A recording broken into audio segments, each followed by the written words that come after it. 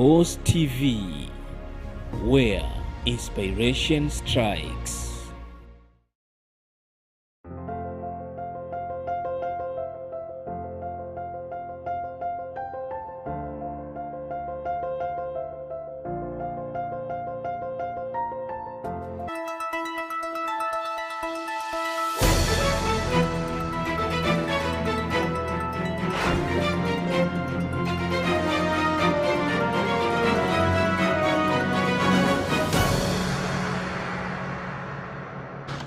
Naam, swadakta ndugu mpenzi mtazamaji, tarehe 3 mwezi wa 3 mwaka 2022, ikiwa ni matumaini yangu kwamba siku yako imekwenda vyema. Hujambo na karibu kwa habari za Boss awamu ya saa moja.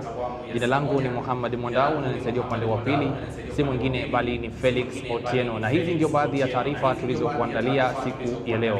Huenda gharama ya maisha nchini ikapanda maradufu mwezi huu kutokana na kupanda kwa bei ya mafuta duniani pamoja na vita vinavyoendelea kati ya Ukraine na Urusi. Hali hii huenda ikaathiri tathmini ya mafuta na mamlaka ya kawi mwezi huu iwapo serikali haitotoa ruzuku kwa gharama ya mafuta, kama anavyotuelezea mwanahabari wetu Chacha Joseph. Umesababisha kupanda kwa bei ya mafuta, ambapo wiki iliyopita ilifikia dola za Marekani 100 kwa kila pipa kwa mara ya kwanza tangu mwaka 2014. Gharama ya bidhaa za vyakula vinavyotokana na ngano pia inatarajiwa kupanda kutokana na taifa la Kenya kuwa moja kati ya mataifa yanayotegemea mataifa hayo kuuza bidhaa zao. Wasagaji wa ngano nchini aidha wameonya kuhusu kupanda kwa bei ya unga wa ngano kutokana na bei ya ngano duniani kupanda kutoka dola za Marekani 445 hadi dola 460 kwa kila tani katika siku 4 zilizopita. Hatua hiyo imechangia bei ya mfuko wa kilo 90 wa ngano kugharimu takriban shilingi 5650, huku pakiti ya kilo 2 ikitarajiwa kuuzwa kati ya shilingi 180 na 200.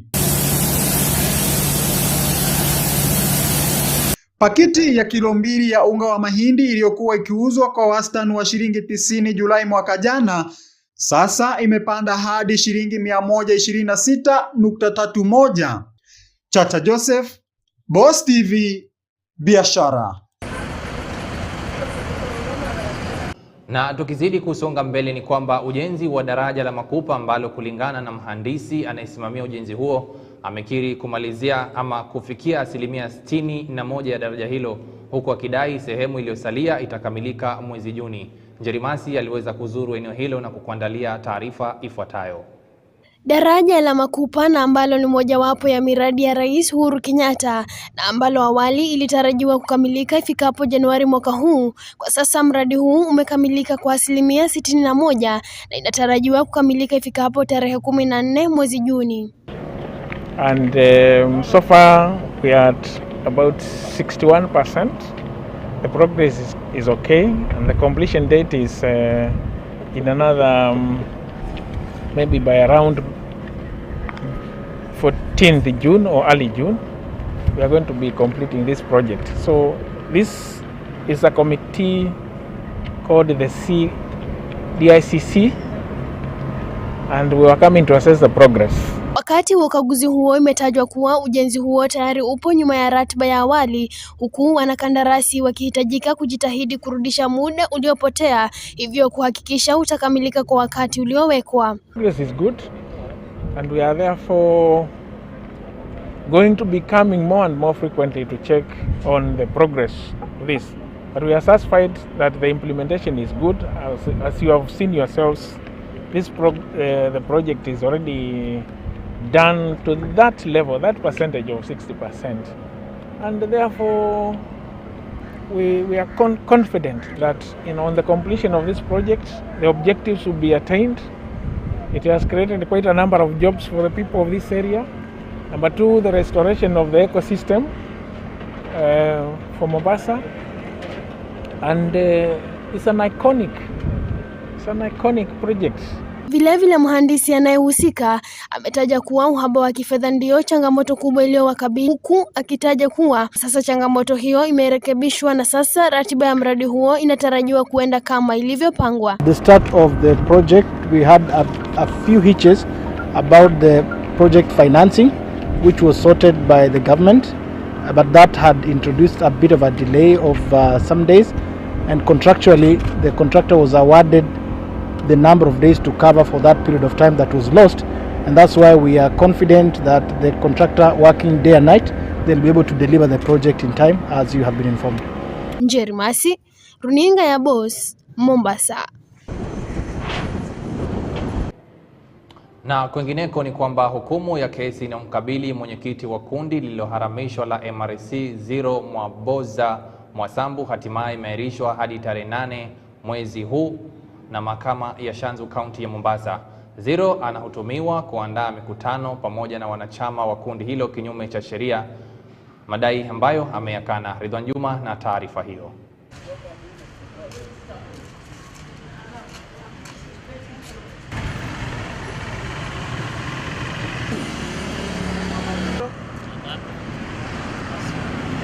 Nimefika hapa leo kwa sababu leo ni siku ya judgment ya kesi ambayo ilikuwa inaniandama.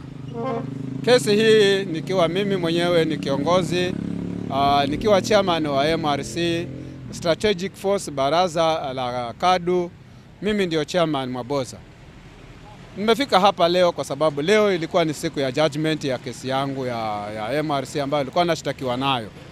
Kesi hii si ya kwanza kufika hapa katika kituo hichi cha Shanzu Law Court. Hii ni ya mara ya pili. Mara ya kwanza ilikuwa 2017. Kesi iliendelea hadi 2018. Hiyo kesi kapatikana kwamba haina ushahidi wa kutosha, hivyo nikaachiliwa huru. Baadaye nikaja nikachukuliwa tena nikaregeshwa jela. Ikiwa hiyo ni 2019 ambao kufikia sasa hii kesi ilikuwa nifanyiwe maamuzi hii leo. Kesi ya MRC ninavyojua kwamba ilianza 2010. 2010 kesi ya MRC ikaenda 2013 ikapelekwa katika kituo cha sheria cha Malindi, alafu baadaye ikapelekwa katika kituo cha sheria cha koti ya pili ya Nairobi High Court, Court of Appeal. Kufikia hivi sasa nimeshtakiwa mara mbili na kuweka mikutano ambayo ninashtakiwa kwa kuweka mikutano bila kibali. Hiyo ndio kesi ambayo kufikia sasa leo hii ilikuwa nifanyiwe maamuzi. Vibali vya mikutano nimetafuta sana. Nimetafuta ushauri. Hivyo basi vibali vya mikutano ili na mimi niweze kuweka mikutano huru, nilienda kwa mzee wa mtaa kwa mara ya kwanza. Mzee wa mtaa akaniambia hawezi kuniandikia kibali mpaka niende kwa chifu. Nikaenda kwa chifu nikanyimwa. Sikupewa kibali. Nikaenda kwa DO. Pia huko nako sikupewa kibali. Hivyo basi nikarudi kwenda kwa OCPD wa Mtwapa, wa Kijipwa, nao hawakuniweza kuniruhusu kupata kibali hicho.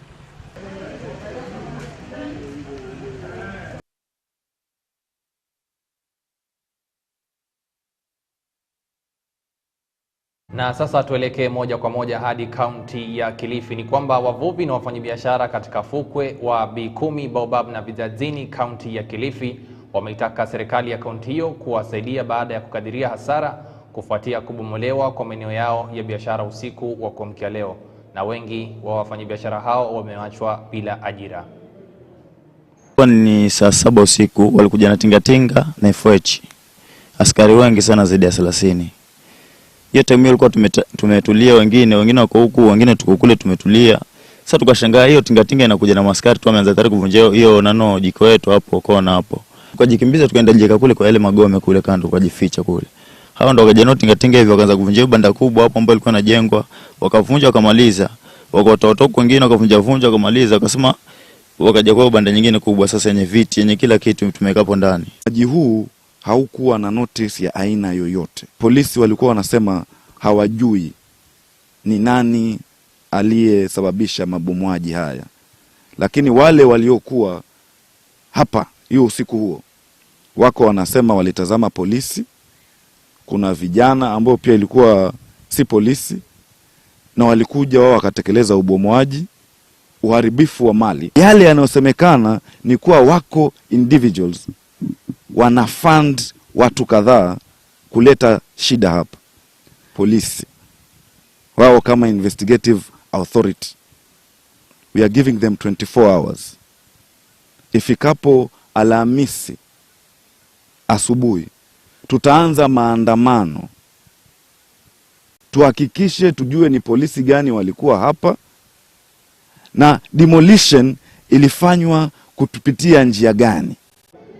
Na sasa tuangazie taarifa inayofungamana na masuala mazima ya afya. Ni kwamba Wizara ya Afya inatarajiwa kufanya mapendekezo ya mswada wa usalama kwa vyakula hapa nchini, na lengo la kuwezesha serikali kuu na serikali za kaunti vile vile kufanya uchunguzi wa vyakula katika masoko yote na kuhakikisha ni salama kwa matumizi ya binadamu. Haya ni kufuatia madai ya ongezeko la visa vya sumu kwa chakula. Miriam Diti na taarifa hiyo. Wizara ya Afya inaendelea kujadili mswada wa usalama wa chakula, mswada ambao unalenga kufahamu haswa iwapo wafanyabiashara na wachuuzi wanapotoa vyakula vyao na kuwa jukumu kuhakikisha vyakula hivyo ni salama kwa wateja wao. We want to place that responsibility of them so that when you are selling a particular food, it is your responsibility to ensure that that food is safe by following the right processes and protocols that are developed jointly by the Ministry of Agriculture and the Ministry of Health. Wakizungumza kutoka Naivasha baada ya kuhudhuria hafla ya uzinduzi wa kongamano ya siku 3 ya uendeshaji na uratibu wa sekta mbalimbali, mkurugenzi mkuu kwenye Wizara ya Afya Daktari Patrick Amoth pamoja na washikadau muhimu wameshikilia msimamo kuwa mswada huo utapunguza visa vya sumu kwa chakula na kuona kuwa vyakula vinavyouzwa ni bora kwa matumizi. And we also want to empower the counties, because this function is basically a devolved function. We want to empower the county government to be able to ensure that they can be able to do supervision, they can be able to conduct testing to ensure that the food that is brought into the market is safe. And so you are assured of whatever you are eating, from what they say from farm to fork, is foolproof, the entire system. Iwapo mswada huo utakubaliwa, basi kila kaunti nchini itawezeshwa kufanya vipimo vya mara kwa mara ili kudhibiti usalama wa vyakula. Hatua hii vile vile ikitarajiwa kupunguza idadi ya juu ya maambukizi ya magonjwa yanayoambukizwa kutoka kwa mifugo hadi kwa binadamu, kutokana na dawa zinazotumiwa kuwatibu mifugo hao pamoja na dawa za kuua wadudu zinazotumiwa shambani. These diseases, when they break out, they spread very fast. And the more we give them time to spread, the more the damage that they will cause, and that has an impact on the cost of control. About 70% of them are considered to come from the from the animal sector, and unless we have capacities to actually identify them at the right time and intervene at the right time, as my colleague had said at the other time, they can be very devastating.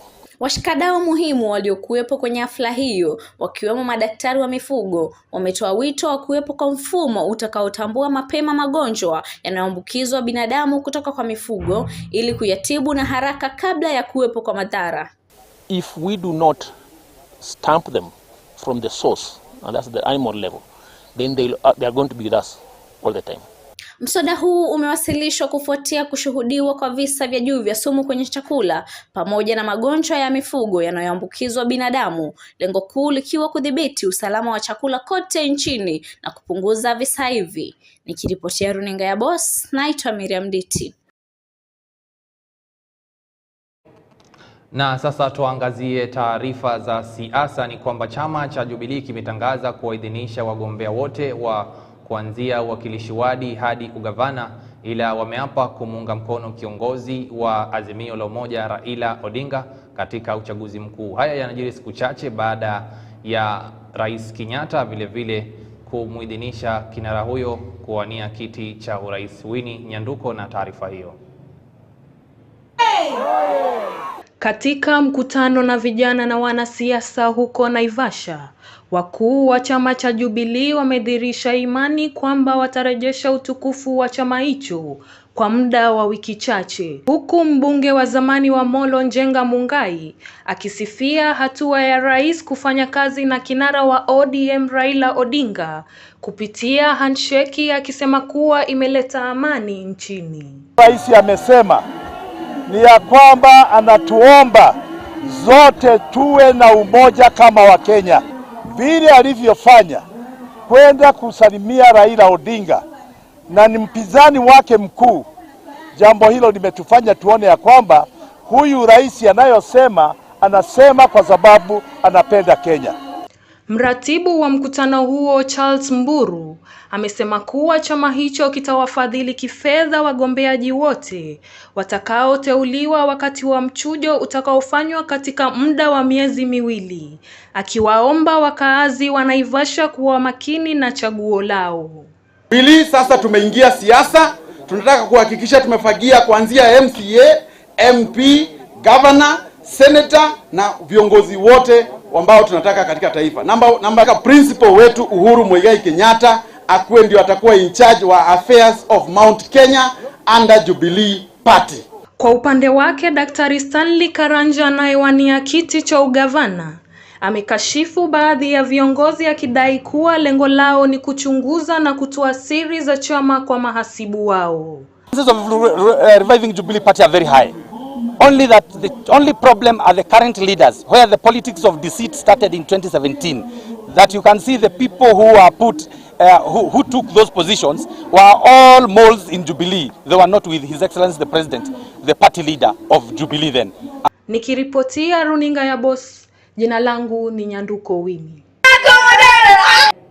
Na tukisalia kwenye siasa ni kwamba wagombea wa viti mbalimbali wanaoegemea mrengo wa Kenya Kwanza katika kaunti ya Mombasa wameshtumu serikali ya kaunti kwa kile wanachodai kushindwa kutekeleza maslahi ya wakazi wa Mombasa kama vile miradi ya maji na usafi wa mazingira, huku akiwashawishi wenyeji wa Junda eneo bunge la Kisauni kuchagua viongozi waadilifu. Wakati mmoja hapa Mombasa County mwaka 2013 nilisimama na mzee Kajembe, nikasimama na yule ndugu yetu Balala, nikawaangusha kwa imani yenu. Nilipokuwa katika Senate niliona ile dhulma ya Sanjoho. Niliona kwamba badala ya kuhudumikia watu wa Junda, awaletee maji, awaletee huduma, awapeleke shule, alikuwa ni ngoma na starehe na uwizi na kunufaisha familia yake. Tutamuunga William Samoei Ruto mkono, si kwa sababu yeye ni msafi kama pamba, lakini twataka kuondosha uongozi wa kiimla ambao serikali ama wale mabwenyenye ambao ni wa familia tatu wamefanya taifa la Kenya kuwa ni kingdom ama monarchy ya kuweza kutawaliwa na familia tatu peke yake. Kwa hivyo mimi nimekuja hapa nikiwa mwenzenu. Mimi nikiwa mmoja kutoka watoto wa mama mboga, watoto wa maskini. Sisi katika ngazi zetu kwenda juu tuliona zile khiana za hao watu. Ndio sisi tumesema tutakwenda chini, tuhamasishe na tuelimishe wenzetu. Na ndio tukasema sisi sasa ule wakati wa watu wachache kutuweza kutuhujumu ili watoto wao na wajukuu wao watawale, sisi tumekuja kukomesha kwa mahasla hapa chini ndani ya Junda. Na kwingineko ni kwamba chama cha ODM kimemshutumu naibu wa rais William Ruto kufuatia matamshi yake akihutubia Wakenya huko Marekani kuhusu madai ya wizi wa kura kutoka kwa wapinzani wake. Mwenyekiti wa chama hicho John Badi amemtaja matamshi ya Ruto kama madai ya uongo. Mwanahabari wetu Eric Ocheng na taarifa hiyo. Chama cha ODM kikiongozwa na John Badi kimeshtumu kauli ya naibu wa rais William Ruto baada ya naibu wa rais kudai kwamba huenda matokeo ya uchaguzi mkuu yakavurugwa, hali ambayo imekifanya chama cha ODM kujawa na maswali mengi. What he said yesterday is curious, and I want to repeat it. It's curious. I think Ruto is trying to set stage to dispute the outcome of presidential election. Ruto told us not long ago that his votes cannot be stolen. He told us not long ago that even if Raila makes his brother Oburu Odinga the chair of IBC, that he would still go ahead and win. But he's now crying and insisting that election is going to be stolen, and he's saying it in the US. Now, the question I want to ask is, what is Ruto telling us? Is he telling us that he has been participating in rigged elections previously. Mbadi pia amesema kwamba uamuzi wa Rais Uhuru Kenyatta kumuunga mkono kinara ODM Raila Odinga unapaswa kuheshimiwa, kwani rais yuko na haki ya kuchagua kiongozi anayemtaka kama Mkenya mwingine yeyote. It is his democratic right. Uhuru is a Kenyan, is a voter. Is still going to live in this country. If he has chosen to support Raila Odinga, that should not be equated to Raila Odinga being supported by government. Uhuru has said it categorically clear that he is supporting Raila Odinga as an individual, and for reasons that he has enumerated and explained to Kenyans. And we are thankful and grateful for that support, because he is also a voter and is a leader in this country. And so we don't take it for granted. But Raila Odinga is selling his agenda and manifesto to the people of Kenya. Vile vile, Mbadi amesema kwamba chama cha ODM kinazidi kupata umaarufu, hali ambayo imemfanya naibu wa rais kuanza kuogopa. Those areas that were initially considered not to be supporting ODM and Raila Odinga, you can see there is renewed vigor, there is excitement. In fact, we now have a problem of dealing with those who are joining us, who are competing for the same positions. Like we have issues in Northeastern. Northeastern, the whole region is now turning, has actually turned Azimio, and more particularly ODM. We are now dealing with how do we manage the competing interests in those areas. That we warned Ruto a long time ago, that presidency, running for presidency is a marathon. It is not 100 meters. You cannot run a marathon like you are running one lap race. And that is what he has been doing. Right now, he is so fatigued, he is tired, we have overtaken him, and now he has resorted into unnecessary complaints. Nikiripotia runinga ya Boss, langu jina ni Ucheng Eric. The democracy of our nation, and whether we truly have the opportunity to... Naam, shukran sana Ocheng Eric kwa taarifa hiyo. Na sasa tuelekee moja kwa moja hadi kaunti ya Kakamega. Ni kwamba wananchi wenye ghadhabu wamempiga hadi kumuua mwanamume mmoja anayedaiwa kuvunja mlango wa kanisa kaunti ya Kakamega kisha kutoweka na vifaa kadhaa ikiwemo ala za mziki. Mwanahabari wetu Victoria Ndoro aliweza kuzuru eneo hilo na kukuandalia taarifa ifuatayo. Wezi walikuja kwa kanisa, wakapisha kwa mlango. Wamiliki wa kanisa la PAG wakiongozwa na mchungaji wao wameelezea hofu yao kufuatia kukithiri kwa visa vya wizi huko Kakamega, eneo la Skim. Walikusudia kuiba, tulikuwa tumenunua simiti mifuko 20, tuna vyombo vya kuzungumzia kanisani, tuko na speakers, tuko na keyboard, tuko na microphone. Hapa Skim tuko kwa hali ya hatari sasa, wizi si mara moja, imekuwa wizi mingi kwa kanisani hapa, wengi chachi imeibiwa sana na kanisa nyingi pia. Usalama somehow si mzuri vile. Mambo na wizi yuko juu. Vijana I think maybe hawana job, manake wanatusumbua. Aidha, wamewataka maafisa wa usalama Kakamega kuwajibika kuimarisha usalama ili kuzuia visa kama hivi siku za usoni. Kulingana chinzi mwenye anguka hapa ameeleza ya kwamba alipika nduru, andeni kuna nyumba 10 wakapikia maskari simu, walipofika hapa wakasema huyu tutakuja kuchukua kama amekufa. Maskari wetu tunaomba wakisikia habari kama hiyo wanafika haraka ili watusaidie, kwa sababu wezi wamekuwa wengi. Hivyo tunaomba serikali wao wakipiga doria area hii ndio zone mbaya kwa wizi, kwa sababu wakitoroka wakienda hivyo wanavuka ngambo ile juu huko makaburini wanapotelea huko. Mapolisi wamezembea, usalama iko chini sana. Victoria Ndoro, runinga ya Boss. Toroka na ulikuwa kwa hiki kikundi, tafadhali. Naam, kufikia hapo sina budi kutamatisha habari zetu za saa moja. Jina langu ni Mohammed MWANDAU, ila usiende mbali, mwenzangu Colin Zewedi atakuwa anakuja na habari za spoti. Nakutakia usiku mwanana.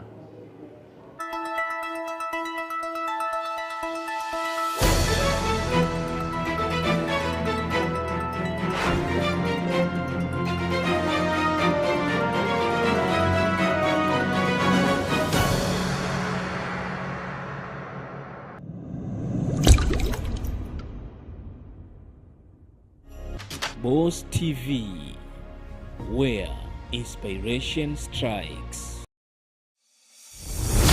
Manifanya mimi mwana kukulala sio? Hivi wewe Heri, wanaona mimi mjinga sana? Sema ni vile namuonea huruma tu dadako.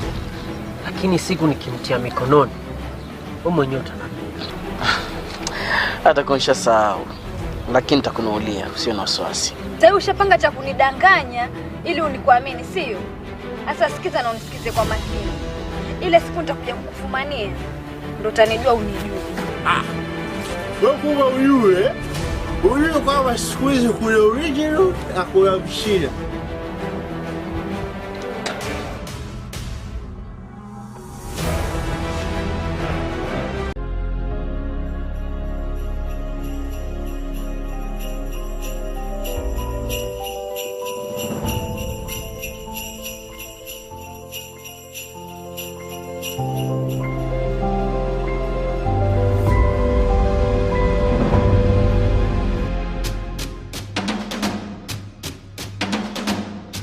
Boss TV, where inspiration strikes.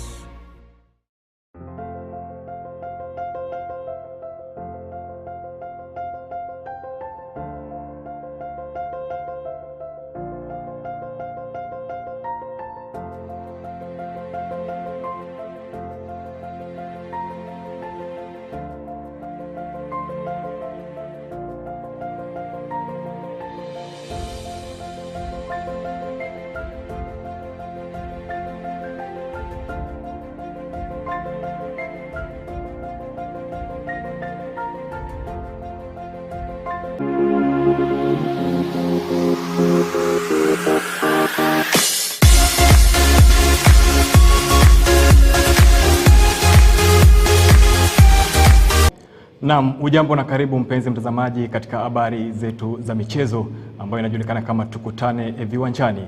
Na tuanze moja kwa moja ni kwamba hapo jana timu ya Coasters iliweza kuishinda Makande FC kupitia mikwaju ya penalti magoli takriban 5-4 na kuibandua katika kinyang'anyiro cha kombe la mwaniaji kiti cha ugavana katika kaunti ya Mombasa almaarufu kama Habari Super Cup ambalo ilisakatwa katika uga wa Bomani MTTI.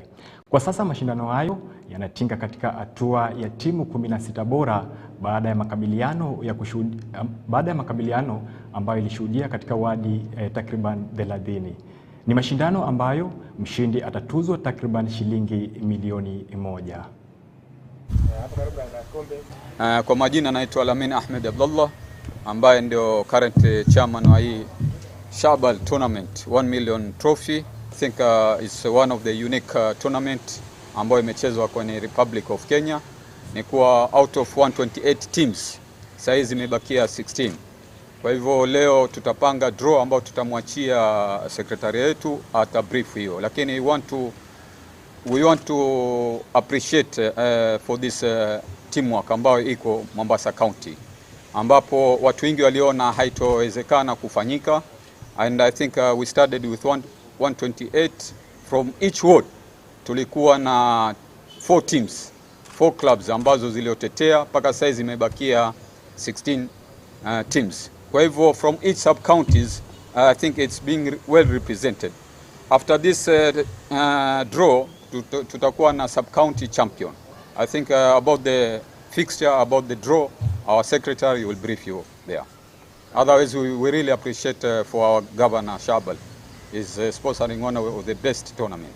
Kwa jina naitwa Gilbert Wesonga, ama coach Fabish. Mimi ndo secretary general Habari Super Cup tournament. Ningependa kuwasomea draw ile ambayo tuko nayo kuanzia sasa. Games zitaanza tarehe 5 ambayo itakuwa ni Jumamosi. Sehemu ya Mpita sub county tutakuwa na Somali Youth ambao wao walikuwa ni wawakilishi wa Makadara ward, ni Mpita sub county. Watakutana na timu ya kutoka Likoni inaitwa Hope Rangers. Manake timu ya Likoni ilikutana na timu ya Mpita kwenye mchujo, timu ya Likoni ikashinda. So Somali Youth itakutana na Hope Rangers. Alafu hiyo tarehe kiwanja itakuwa Serani Ground Jumamosi. Alafu hiyo Jumamosi Mpita sub county Awek itakutana na Coasters kiwanja cha Lasco, Ziwani Lasco. Alafu Likoni sub county tutakuwa na game moja ambayo itakuwa ni hiyo Jumamosi ya tarehe 5, itakuwa Bulls inakutana na Shooting FC. Kiwanja kitakuwa Shikadabu. Alafu maeneo ya Jomvu sub county tutakuwa na Miritini Stars watakutana na Soweto FC. Kiwanja cha Miritini Primary. Alafu Changamwe sub county tutakuwa na Blue Rangers watakutana na Changamwe wazee Chaani Primary. Alafu Nyali sub county tutakuwa na Freetown watakutana na Western Youth. Kiwanja cha Soweto ama cha Freetown, bado tunaangazia hivyo viwanja viwili. Alafu Kisauni sub county kutakuwa na mwakilishi wa Nyali ambaye anaitwa Ziwani Sportif atakutana na Shanzu kiwanja cha Bilima. Alafu kuna tayari mwakilishi mmoja Bilima FC, manake leo tuko na game ya mwisho kumaliza ile msururu ambayo itachezwa Mwakirunge baina ya